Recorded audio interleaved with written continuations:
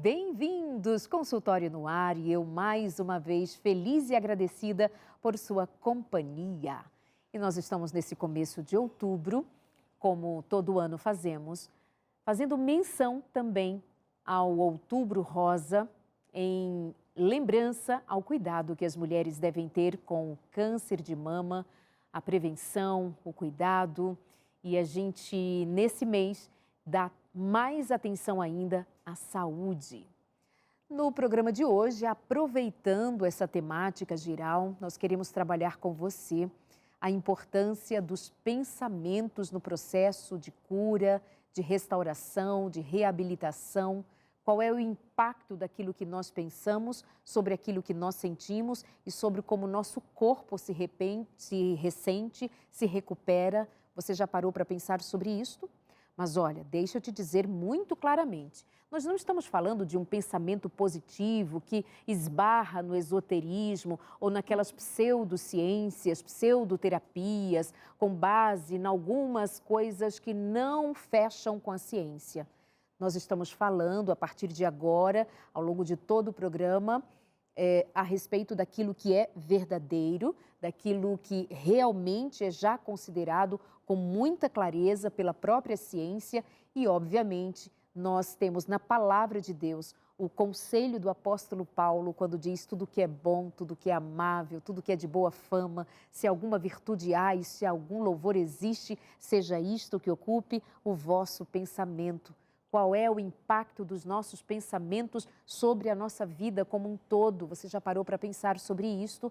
No que você anda pensando, o que você pensa diante dos desafios da vida? Para você que já teve que ouvir do médico ao receber os teus exames, você tem um câncer, você tem esta ou aquela outra doença, você precisa passar por este ou aquele outro tratamento. O que você pensou? Pensou em morte? Pensou em vencer? Pensou em viver, sobreviver? O que você pensou ou está pensando agora? Eu espero o seu contato, a sua contribuição no programa de hoje pelo nosso WhatsApp, o DDD é o 12 983 15 02 70, 983 15 02 70. Seja muito bem-vindo ao programa de hoje. A minha convidada, que está aqui comigo, ela vai contar tanto da sua história, da sua experiência, como foi o impacto do seu pensamento sobre os seus sentimentos, as suas emoções, quando ela estava num processo de cura, diante de um diagnóstico, e ela também é psicóloga clínica e estará com a gente falando tanto quanto profissional, quanto a partir do lugar que ela ocupou quando precisou ter esse encontro com a verdade diretamente para que ela tivesse os resultados que teve. Leia Silva, bem-vinda, tudo bem? Tudo bem, Darleide. Para mim é um prazer estar aqui com vocês, Muito com obrigada. você. Com vocês, porque tem muita gente assistindo, Menina, né? não é pouco não, é muita gente. Era um sonho meu estar aqui com você Obrigada. e hoje se realizou. Eu tenho certeza que foi condução divina. Para mim é um prazer estar compartilhando com você que está em casa da minha história e também fazendo essa conexão da questão dos pensamentos e suas interferências no processo de cura. Então, tá bom, tá com você a primeira pergunta.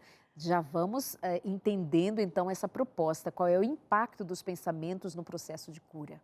Na verdade, os pensamentos, eles são os agentes norteadores da nossa vida.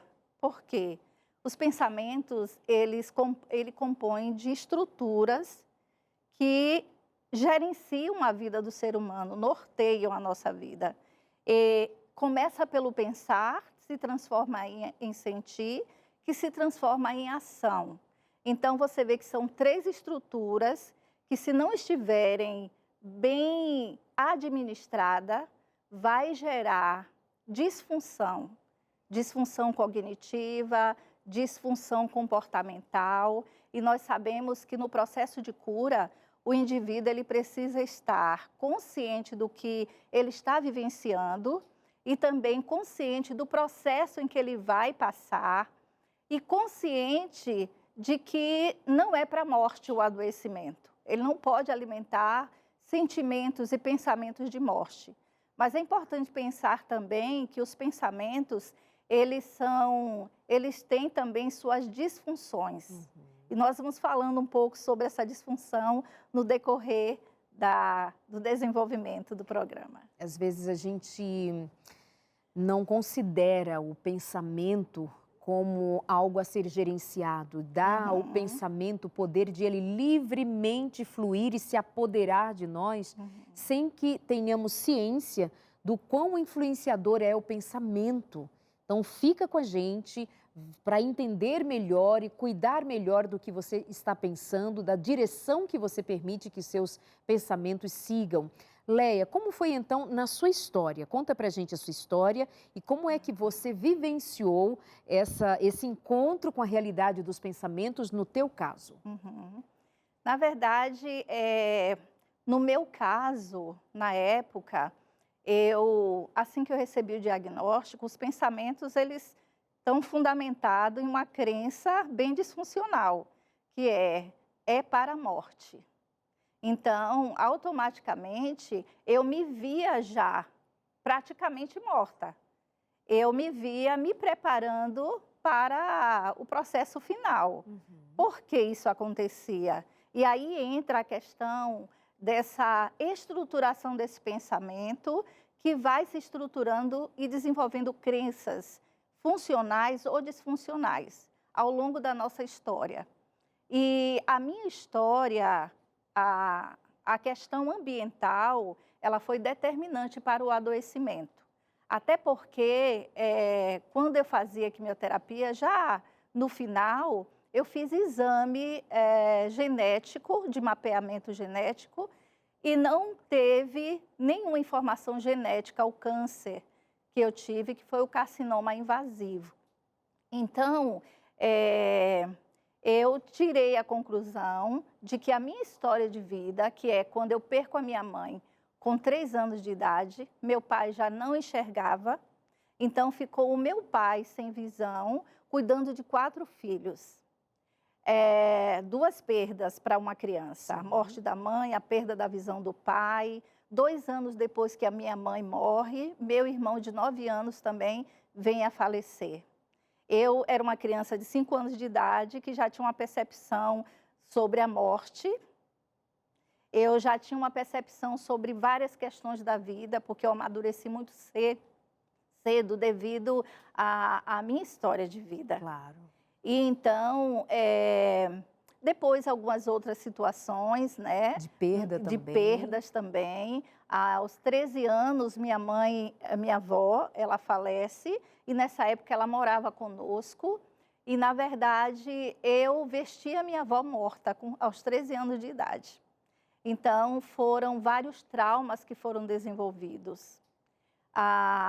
Durante a minha vida, depois que eu cresço, eu entro naquele estado mais consciente de uma realidade, porque a criança ela é mais inconsciente no seu movimento, né? Eu entro num processo mais consciente da realidade, só que quando crescemos, nos envolvemos em N situações, né?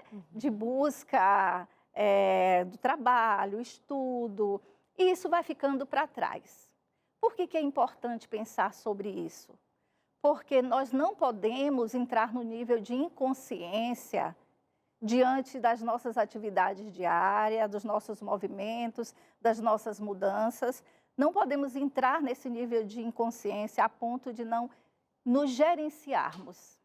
Ou seja, você está dizendo que você foi crescendo e lidando com as perdas, com as questões da vida, vai para a escola, vai administrar a falta da mãe, a falta de visão do pai, a morte da avó, e a vida vai fluindo. O que você está dizendo é que o ideal é que a gente pare um pouco para avaliar esse histórico, para que não nos percamos inconscientes a respeito do resultado de todas estas perdas, porque vêm os resultados, não é? Justamente. Esse estado de inconsciência faz com que o indivíduo viva a vida aceitando tudo o que vai surgindo diante da vida e não faça esse link com a sua realidade, com a sua estruturação. Mas, Leia, tem pessoas que vão dizer, ou pelo menos para elas mesmas crer, que é melhor assim.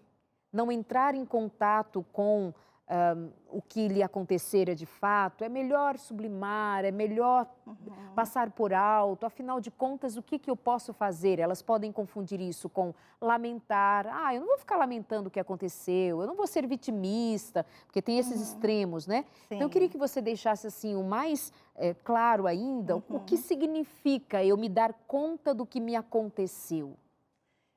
Significa cura da alma, cura emocional, desenvolvimento de mais energia psíquica para lidar com as situações problema.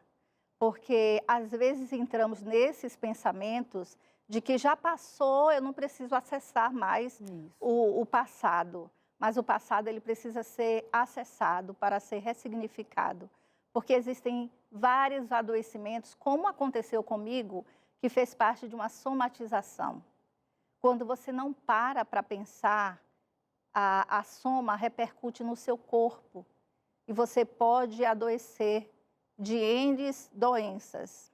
Aí entra aquela informação que você trouxe, que num dado momento você fez um mapeamento genético e você não tinha na sua genética a propensão ao câncer. Isso. E num dado momento surge o câncer. Então você faz todo esse mapeamento emocional na tua vida e você identifica que então tantas dores somadas culminaram em que o seu corpo adoecesse, que um câncer surgisse. Justamente. Isso para você é muito claro e cientificamente também isso é muito claro. Sim, muito claro, porque inclusive foi um processo de cura isso.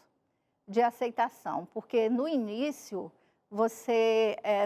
eu não aceitei a realidade. Quem aceita um câncer, né? É verdade. Ninguém aceita. Então o processo de negação, ele é imediato. Eu neguei a minha realidade. Eu fui entrando em contato com a minha realidade quando Deus me enviava várias mensagens, porque Ele me enviou. Eu fui receber o exame patológico e a pessoa lá do laboratório, ela me disse, você vai passar por um deserto, mas Deus me diz que Ele quer que você se detenha no que tem de bom no deserto. Abriu o Salmo 121 e leu todo para mim. Eu não conhecia aquela mulher, nunca tinha visto. E eu recebi recado de várias pessoas. Alguém chegou em minha casa e leu Romanos 34, que diz que quem conheceu a mente do Senhor e quem foi o seu conselheiro? Quem deu a ele para que lhe seja restituído? Porque dele, por meio dele são todas as coisas, a ele toda a glória para sempre. Amém. Então, esses recados eu fui recebendo, e especificamente quando eu recebi essa mensagem última bíblica, né? Eu fiquei questionando e fiquei com raiva da pessoa. Eu disse, sim, o que Deus tem a ver com isso?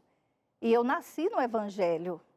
Mas chega um momento, e é importante salientar aqui, para que os nossos ouvintes possam se identificar, tá? Para que você possa, se você vivenciou, ou se você vier a vivenciar situações semelhantes, não apenas com o câncer, mas qualquer tipo de adoecimento, é importante entender que o processo de negação é claro, que nós precisamos aceitar a nossa realidade e apenas quando se aceita a realidade é que começa ali um processo de cura. Porque num primeiro momento é duro aceitar, né? Sim. Para uma parcela de nós, até que, é isso? Então vamos para cima. Mas num primeiro momento, não é possível. Comigo, e tem o cristão principalmente, muitas vezes tem aquela pergunta, mas Senhor, por que comigo? Né? E vem o processo de luto naquelas fases, quem sabe da revolta, da raiva, até que vem a aceitação. Foi assim com você. Bom, nós estamos ouvindo aqui um pouco já, um início ainda do que nós temos para entregar no dia de hoje, a partir da história da Leia, principalmente. Ela é psicóloga clínica, ela é especialista em família, ela tem, portanto, preparo acadêmico para dizer o que diz, trabalhar como trabalha, atendendo pessoas em suas dificuldades, em suas limitações, mas especialmente hoje a Leia, além de, como profissional, trazer o tema, debater a questão em si, ela tem a sua história junto. E você? Como tem sido a tua história? Como você superou quando você recebeu um diagnóstico? Ficou com raiva? Aceitou? Não aceitou? Neste momento, você está fazendo o tratamento? Como você está lidando com esse período no deserto? Porque não deixa de ser um deserto, porque é muito entre você e o seu Deus, a sua fé, entre os seus, muitas vezes, é muito difícil de o outro sentir o que você sente, né? Então, por isso a gente pensa nesse deserto. O que você pensa enquanto está enfrentando esse momento da sua vida?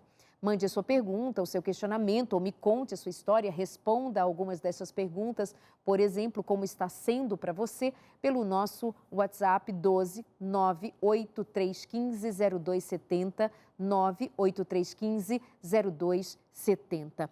Vamos adiantando? E o que mais vem pela frente? Depois que eu passei pelo processo de negação, e é importante falar sobre isso porque quando você nega, você impede o processo natural de encontro com a sua realidade. Nega, luta contra aquilo, não aceita. Dentro desse processo, a minha dor emocional, ela começou a se estabelecer, associada a isso. Primeiro, os pensamentos estavam bem fixado no que eu faria aquele ano. Eu era estudante de psicologia. Eu iria me formar, era um sonho meu. E eu recebi esse diagnóstico em abril. Comecei esse processo. Pensei que não iria me formar. No início, os pensamentos não eram tão destrutivos, não eram tão disfuncionais. Eu negava, mas eu entrei em contato com a minha realidade, eu comecei a contribuir com o tratamento. E nessa contribuição com o tratamento, eu comecei a desenvolver um nível maior de esperança. Só que quando eu entrei no processo de quimioterapia, aí eu comecei parece que a minha energia mental, ela começou a diminuir consideravelmente. Entende? Uhum. E os pensamentos, eles começaram a ser bem sabotadores. Tais como? Tais como, eu não vou conseguir sair daqui. Eu mereço isso. Sabe? Eu mereço isso. Quando antes eu questionava, agora eu não questionava mais. Eu já aceitava não apenas o adoecimento, mas o que eu imaginava. Observa como o pensamento, ele vai migrando. Como eu imaginava... Ser uma punição. Justamente. Uma punição que me levaria à destruição. E que você merecia. Justamente. Ou seja, naquele momento você estava inclusive se criticando. Isso. Eu sou uma pessoa má, eu sou uma pessoa horrível, eu mereço o que eu estou passando. Era nesse sentido. Sim. Mais negativo. Justamente. Mais disfuncional, né? É aquela coisa que existe o pensamento negativo, que o senso comum ele vai falar, né, sobre esses pensamentos negativos, que eles não têm muito a ver com o pensamento disfuncional. Sim. Os pensamentos negativos estão associados à pessoa, aquelas crenças negativas associadas a eu não posso, eu sou terrível, eu não consigo. E o pensamento disfuncional é aquele que leva você a agir de uma forma totalmente contrária ao que você precisa. Então, eu sabia qual era o caminho para contribuir com a cura, mas eu não conseguia contribuir, principalmente no processo da psicoterapia, ou da quimioterapia, melhor dizendo, desculpa. Então, quando é que você fala muito em entrei em contato com a minha realidade, eu entrei em contato com a realidade. Que realidade? Como assim? Porque a minha intenção é tanto te ouvir e fazer quem está ali do outro lado, e todos nós aprendermos o que é entrar em contato com a realidade, o que é elaborar essa realidade e partir em direção àquilo que nós temos intenção de fazer aqui. Conduzir você a ter este pensamento, liderando a tua, vamos dizer assim, a tua cura, porque o meu pensamento é o que dita, né?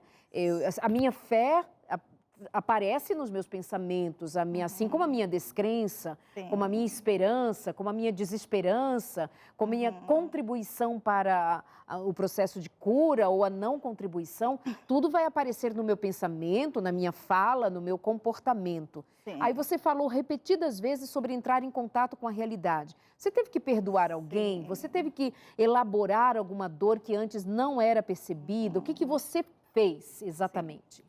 O perdão, ele foi determinante.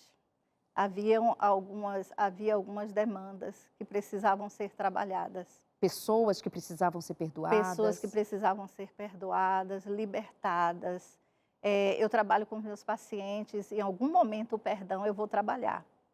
E às vezes eu faço uma imagem de alguém aprisionado dentro de nós, que é justamente quando o perdão não é liberado.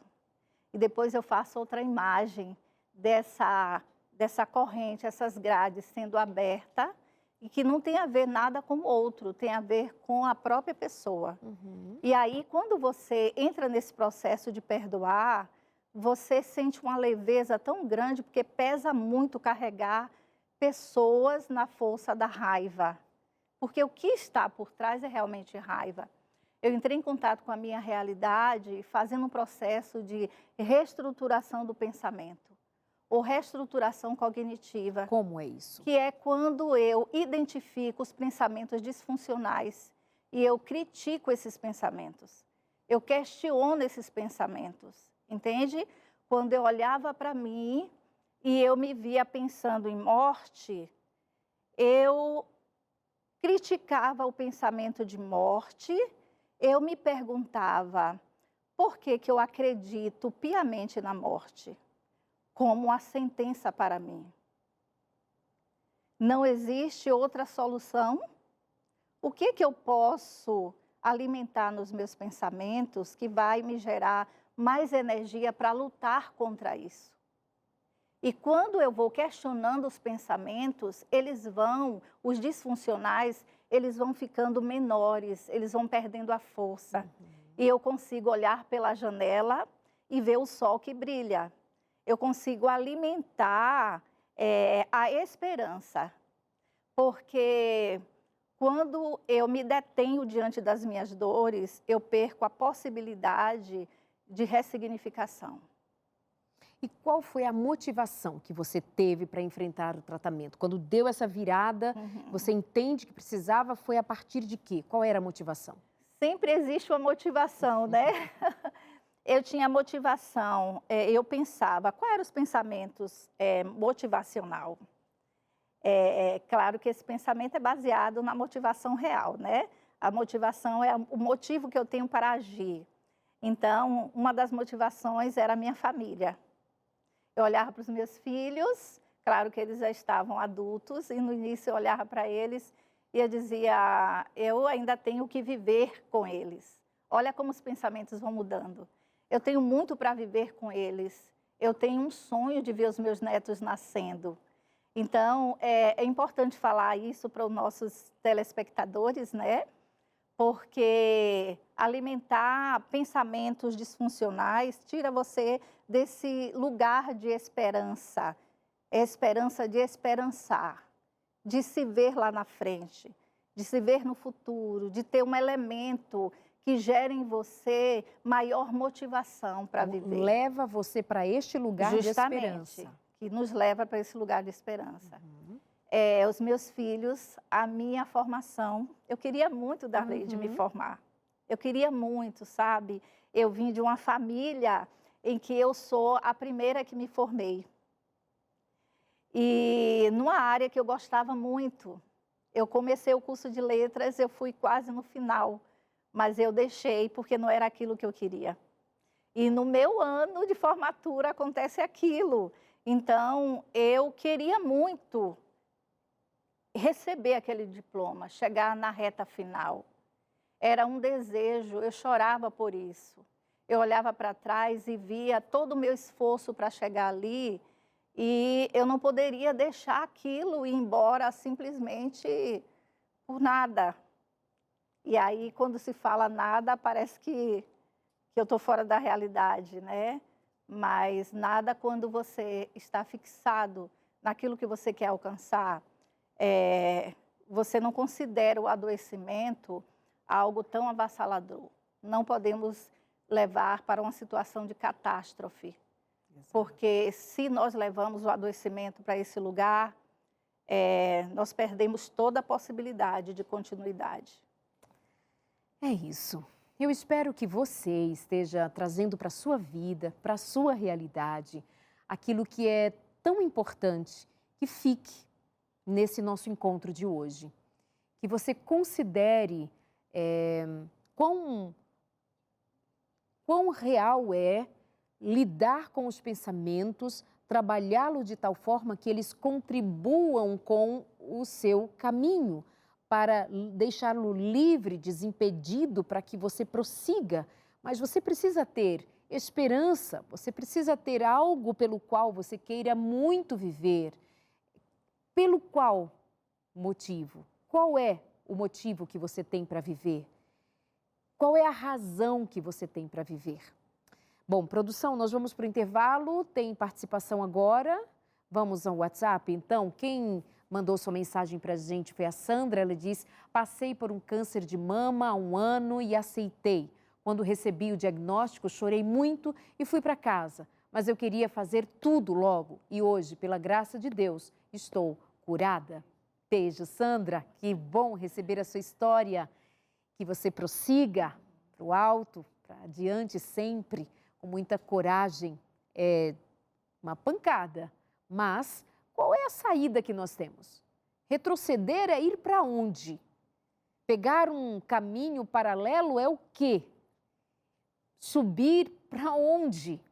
Nós só temos uma direção a seguir, é para frente. Bom, nós vamos para o intervalo e aí nós voltamos continuando. Eu quero ouvir mais de você, quero ouvir mais da Leia, quero aprender mais, todos juntos aqui. Até já!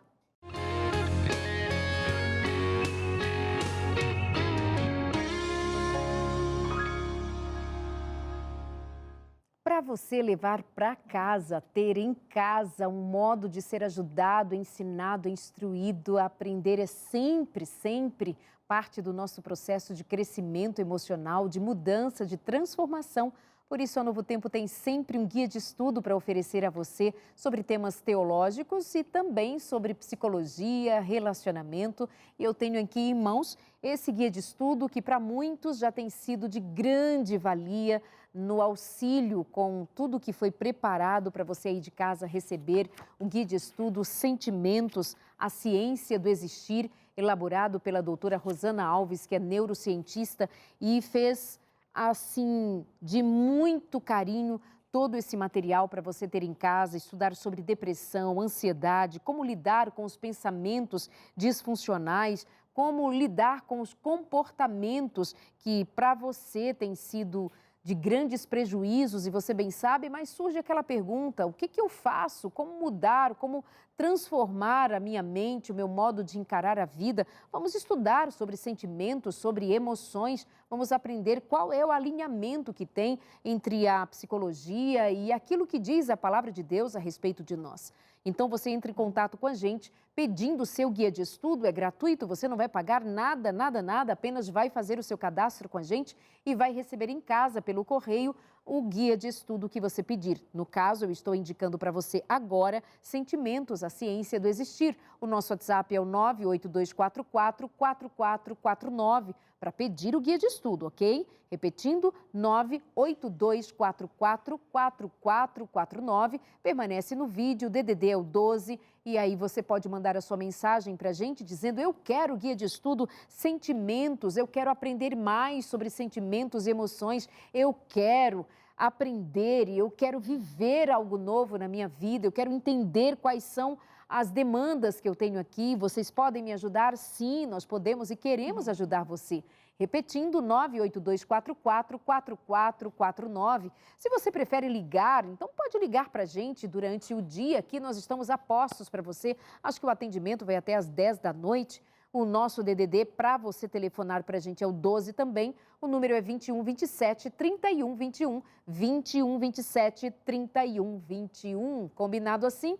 Já que estou falando aqui de telefonar, mandar mensagem, você que mandou a sua mensagem interagindo com a gente pelo WhatsApp do programa, que é o 983150270, é tanto número, né? Mas a gente deixa aí bem tranquilinho na tela para você anotar e mandar a sua mensagem. Aí eu peço para a produção já jogar a próxima participação aqui na tela, que eu quero saber quem foi que nos escreveu agora. Foi a Janete. Ela diz: eu tive câncer de mama em 2017, junto com a minha filha. Uau! Na hora não acreditei. Perguntei para Deus por que a minha filha e eu tivemos câncer juntas. Sim. Uau! Eu fiz quimioterapia e radioterapia, mas a minha filha não precisou. Obrigada, Janete. Um caso bem difícil, né? Mãe e filha. Imagina a mãe preocupada com a filha preocupada com a mãe. Uau, que pode ter sido. Me impressionou bastante esse caso. É impressionante mesmo. E eu lembrei do meu caso, porque a minha irmã ela teve câncer de mama também, 2 anos antes que eu. Estava ali, avizinhando vocês, né? Também por influências mais do ambiente, né? Então, espera aí. Vamos então aqui esclarecer uma coisa. É real que acontecimentos que nos impactam emocionalmente podem disparar adoecimento no corpo, fisicamente. Você está falando de câncer. Por exemplo, eu já li alguns estudos sobre esse impacto, né, da psicossomática, e é muito comum, mais do que se imagina, que mulheres tenham câncer de mama quando passam, por exemplo, por um episódio de divórcio, de traição, de separação. Então, é nesse sentido que a gente chama a tua atenção para avaliar muito bem, cuidar muito bem das tuas emoções. Cuidado por não se prostrar, ou não calar, ou não negar aquilo que está doendo, que está fazendo a tua alma sangrar. Aprende a falar, aprende a buscar ajuda, aprende a lidar com isso de verdade, sem se esconder. Porque quando você cala, o seu corpo vai falar. E pode falar através de um câncer, por exemplo. Bom, vindo aqui para a tua história, então, para você continuar... Pois não, Lélia. Eu quero salientar aqui que um ano antes do câncer, do diagnóstico que eu tive, meu pai havia morrido. Meu pai era a minha referência total. E quando ele morreu, eu entrei naquele estado de força, buscar força para ajudar as minhas irmãs a me ajudar, e eu achava que eu me ajudava agindo dessa maneira, mas foi uma forma totalmente disfuncional, que foi quando eu neguei o luto do meu pai. Observe quantas químicas foram liberadas no meu organismo e que há também essa questão que agravou a situação. Eu neguei o luto do meu pai. Não chorou, não lidou com isso. Eu chorei, mas eu não queria pensar. Olha a importância de pensar. Pensar de maneira funcional, que é aquele pensamento que vai te trazer solução de problema, baseado na realidade. Ter um encontro com o que é real, aceitar a morte do meu pai, deveria ser o processo do momento. Mas eu neguei e não quis olhar para aquilo. Eu lembro que a última postagem, eu coloquei uma foto com ele, eu coloquei, ele fechou os olhos para descansar. Quando Cristo voltar, ele estará de volta. E pronto, ali foi a última vez que eu tive um contato, assim, de pensar sobre a situação. Eu pensava, mas não me aprofundava no pensamento. Só lembrava. Eu não buscava o pensamento e os sentimentos para racionalizar aquilo. Mas, Léia, você não acha que maiormente nós somos orientados a justamente não pensar, não, vai passar, não, deixa aqui, não, vai ficar tudo bem, ó, Jesus vai voltar, seu pai vai ressuscitar. Não tem essas falas, né? Sim. Claro, as pessoas querem nos ajudar, mas maiormente nós agimos assim, dizendo não chora, fica bem, vai ficar tudo bem.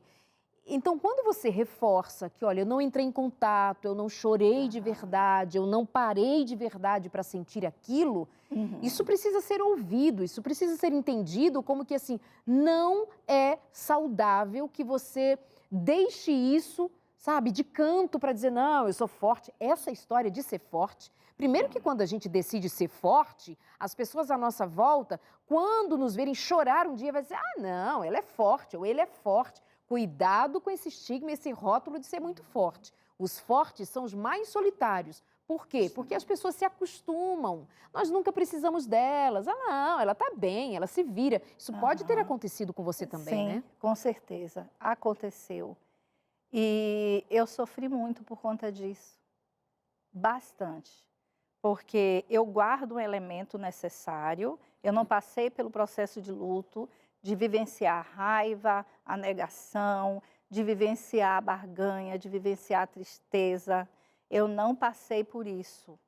Eu enfrentei, olhei para frente e disse, vou encontrar meu pai quando Jesus voltar, mas os sentimentos estavam ali, girando dentro de mim, gritando e eu abafando eles. Então, foi também fator determinante para o meu adoecer. Tem um pedaço da tua história que é quando você ficou internada. Sim. E aí, devido a uma infecção causada pela leucopenia, Sim. e ali aconteceu uma virada. Aham. Que momento foi esse? O que é isso? O que aconteceu ali exatamente? Observe, quando eu entrei nesse estado, eu fui internada às pressas e eu fiquei 3 dias no hospital sem aumentar a imunidade. Eu já tinha infecção e a médica, ela veio me visitar tentando amenizar a situação, mas eu via no olhar dela que a situação era grave. O exame de sangue constatou a infecção. E durante 3 dias, tomando antibióticos fortíssimos, sendo furada em toda a parte do corpo, não aumentava, o antibiótico não fazia efeito que deveria. E um certo dia ela entrou no quarto, a médica, e ela disse, o que é que nós vamos fazer? O que é que vamos fazer? Vai suspender a quimioterapia? Você vai fazer um tratamento alternativo? Quando eu escutei isso dela, que ela saiu do quarto, eu ouvi o Espírito Santo falando para mim. Porque esses 3 dias eu me entreguei. Esses 3 dias eu acreditava realmente que eu não sairia do hospital. E que eu tinha que contribuir para que as coisas não fossem tão dolorosas. Eu vou contribuir para morrer, não para viver. Justamente, isso. Quando a médica fala aquilo que ela falou, você entendeu que ela estava dizendo que para você não tinha mais jeito? Entendi, eu entendi. E naquele momento, houve uma ressignificação do pensamento. No momento que ela saiu, que eu ouvi a voz do Espírito, não acabou. Eu tenho um ministério para você. E nesse momento, eu estava lendo um livro, eu olhei para cima e eu disse, Senhor, eu não vou contribuir com a morte, eu vou contribuir com a vida. E é incrível, Darleide, que desse momento em diante, a imunidade começou a aumentar. No outro dia, fizeram o exame de sangue, que era feito todos os dias, fizeram o exame de sangue e o resultado no final da tarde, o feedback já foi mais positivo, sabe? E eu comecei a ficar muito feliz com aquilo.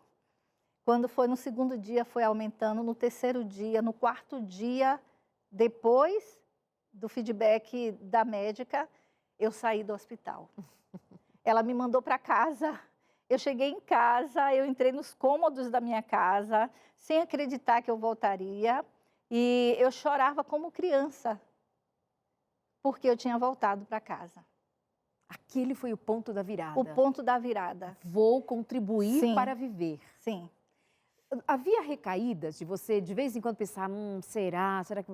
Como é que foi a partir de então? Tinha Depois recaídas? desse momento, não. Sério? Depois desse momento, não houve recaída, foi só progressão, só olhar para frente e caminhar. Na semana seguinte que eu saí do hospital, eu estava em outro hospital fazendo o meu estágio de psicologia hospitalar. correndo dos pacientes que estavam com algum tipo de infecção ou de doenças, né, que poderia ser transmitida. Você estava se cuidando, eu né? me cuidava de espirros, eu corria dali. Aham. Mas eu estava ali atendendo crianças, atendendo as mães das crianças no hospital e concluí o meu curso. É interessante salientar aqui que eu fiz a minha monografia, 50 páginas, fazendo quimioterapia. Quando passava os sintomas, né? Quando passava as reações, eu corria para o computador. E Deus me dava tanta facilidade de interpretar os autores, que eu escrevi assim, foi maravilhoso. Eu escrevi em um mês a minha monografia, naquele estado. E no final eu tirei nota máxima. E os professores, eles fizeram questão de dizer, foi por merecimento. Eu falei sobre autoestima, porque foi um ponto fundamental. A minha autoestima, ela passava por um processo, não era uma autoestima positiva, era uma autoestima com grandes deficiências por conta do desenvolvimento, do meu desenvolvimento, entende? Da minha interação com o ambiente, dos feedbacks negativos da sociedade que eu recebi durante um bom tempo da minha vida. Então, tudo mudou. E eu falei da autoestima, assim, com maestria, sabe? Falei muito bem da autoestima. E hoje, inclusive, eu faço palestra falando sobre autoestima, baseando-me no meu TCC.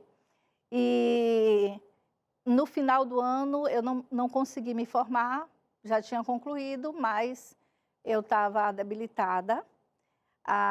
Eu fui para a clínica do Dr. Elias, em Salvador, e lá houve toda a desintoxicação. Eu saí de lá muito feliz, com a receita de Deus nas minhas mãos, porque a minha receita foi mudança do estilo de vida, completamente.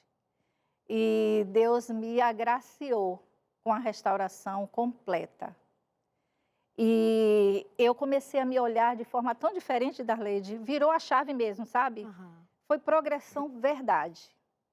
Dali só foram as portas se abrindo. Eu consegui um trabalho na escola, comecei como orientadora da Escola Adventista de Itabuna. Eu quero, inclusive, mandar um beijo para os meus amigos de Itabuna, meus amigos da região de Itabuna, toda a Bahia Sul, principalmente para Marta, Jefferson, Lurdinha e sua família e outras pessoas. São pessoas queridas, que eu não posso deixar de salientar aqui. E olha, se vai dizendo nomes e vai esquecendo, alguém vai dizer assim, você não mandou um abraço para mim, porque essa é a história, né? Quando tem muitos amigos, mas hoje você mora em Luiz Eduardo Magalhães. Luiz Eduardo, já estive lá no encontro do Ministério da Mulher tem alguns anos. Enfim, um beijo para todos os baianos, um beijo para essas pessoas queridas, um grande abraço. Quero aproveitar e mandar um abraço também para um pessoal lindo com quem estive lá em São Luís, há 2 semanas no encontro de mulheres. 1.500 mulheres só, uma coisa pequenininha, assim, um encontrinho básico, com 1.500 mulheres, mais cerca de 300 homens também à parte, que ali estiveram o dia inteiro em palestras também. Um abraço para todos aí no Maranhão, querido, e volto ainda esse ano. Um beijo para todos vocês também. Estarei em Santarém, em outras cidades aí, não lembro, mas por onde passar, eu quero levar carinho e trazer de volta carinho também. Um beijo para vocês. Meus amores, ai... Só o celular que caiu.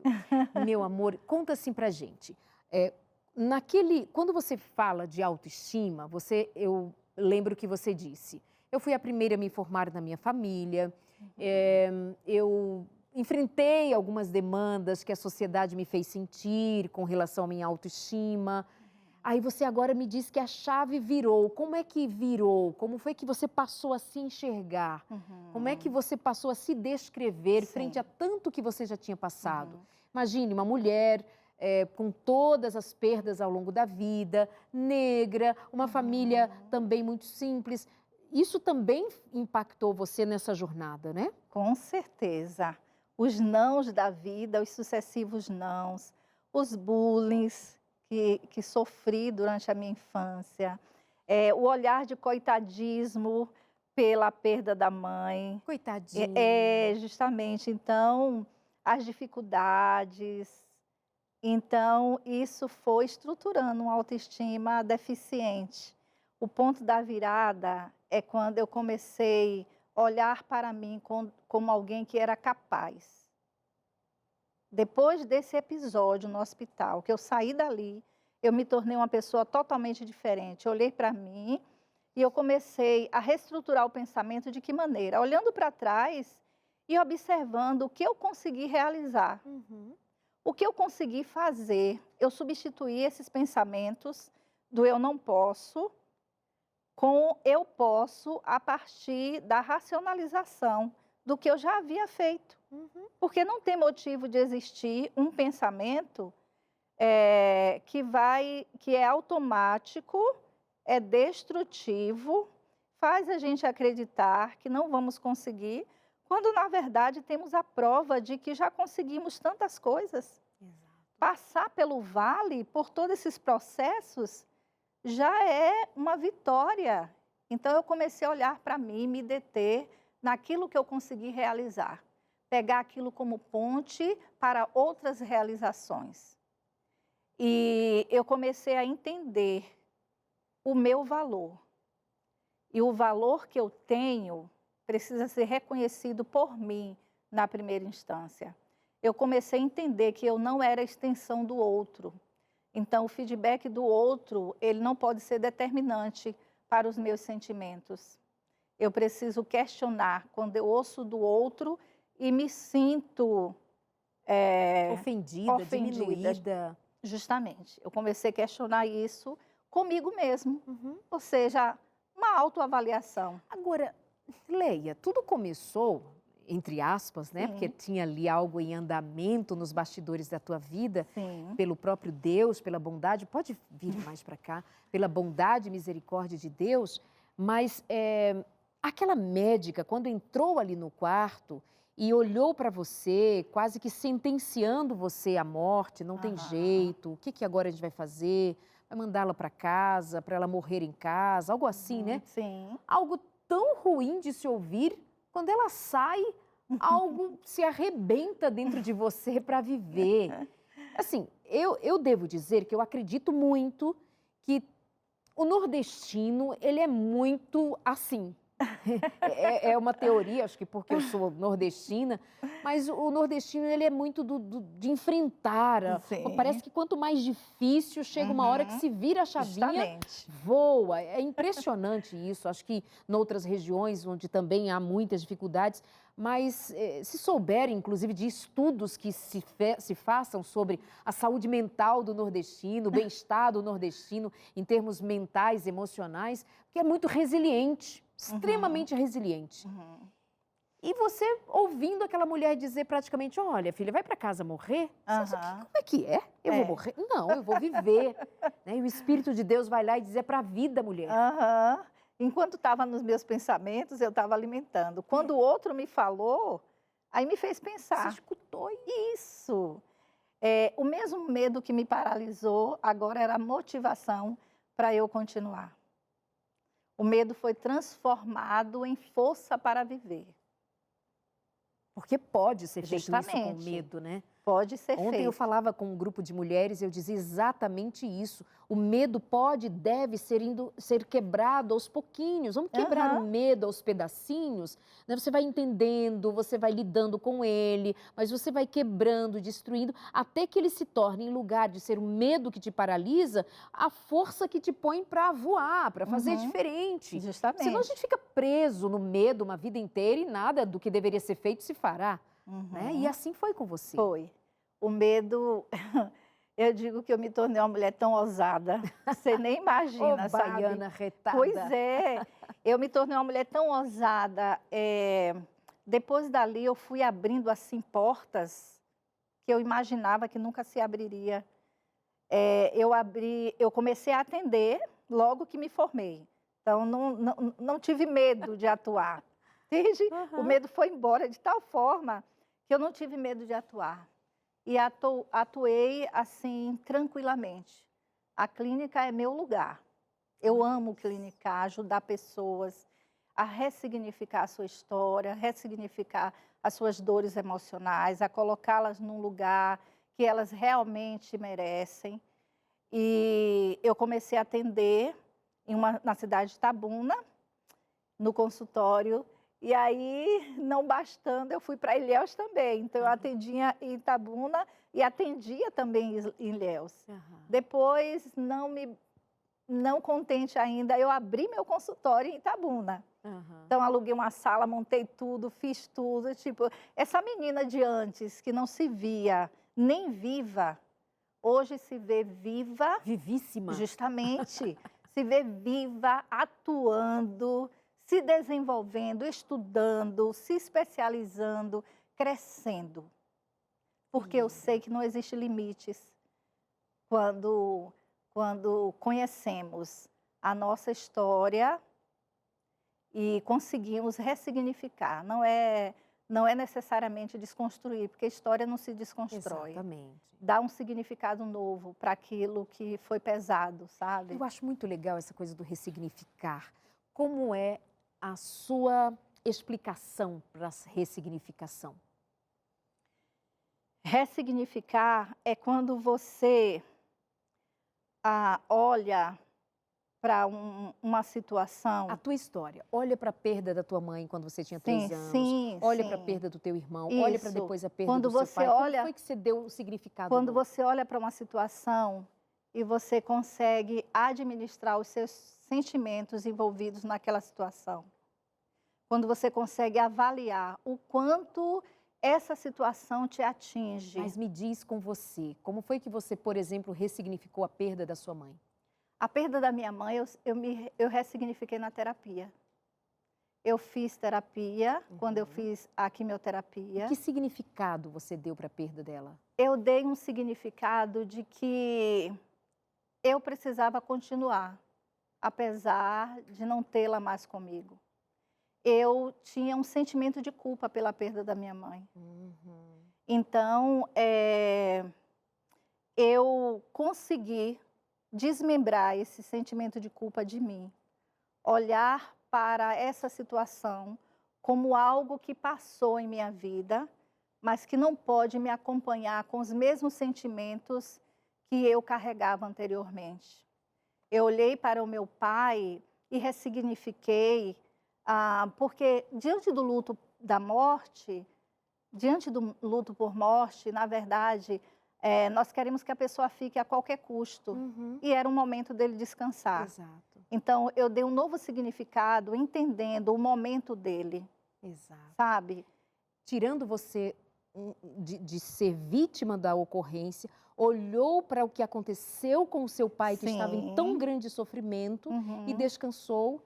É um novo olhar. Justamente. É um novo olhar. Eu perdi. Meu pai descansou. Eu sou grata porque eu tive meu pai por tantos anos na minha vida. Obrigada, Deus, pelo pai que o Senhor me deu. Pelo homem que sem visão me deu visão para viver. Isso é dar o significado novo.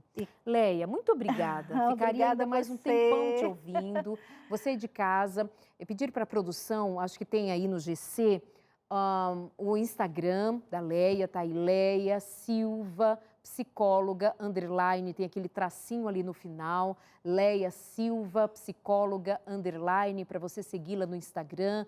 Se quiser conversar com ela, ela responde, ela interage, ela tem realmente essa disponibilidade de ajudar. Muito obrigada. Obrigada a você. Obrigada. Muito obrigada mesmo, viu? Acompanhada da Rebeca, sua filha que está aqui com a gente, o seu filho lá em Campinas, acompanhando toda a família, o marido, né? Eu quero enviar um abraço para ele, Oswaldo Silva. Ok, pastor Oswaldo, um grande abraço. Enfim, obrigada, Deus te abençoe. Amém. Obrigada. Abençoe vocês também. Um beijo para meu filho também, para nossos irmãos das Acácias. Muito bom. Meus amores, muito obrigada pela companhia. Agora aplica na tua vida o que diz o apóstolo Paulo. Tudo que é bom, tudo que é amável, tudo que é puro, tudo que tem boa fama. Se alguma virtude há e se algum louvor existe, seja isso que ocupe o seu pensamento. E do modo como você pensar, disse o velho Salomão, do modo como você pensar, você assim será, segundo os teus pensamentos. Trabalhe estes pensamentos, põe os teus pensamentos na direção do que pensa Deus ao teu respeito. E eu asseguro para você, pela palavra de Deus, o Senhor, o seu Deus, o meu Deus, pensa a nosso respeito pensamentos de paz e não de guerra, pensamentos de graça e misericórdia, pensamentos de amor. Que o amor de Deus resplandeça na tua vida. Obrigada pelo carinho. A gente se encontra aqui no mais um consultório de família. Nós vamos esperar sempre você com muito carinho. Um beijo e até lá.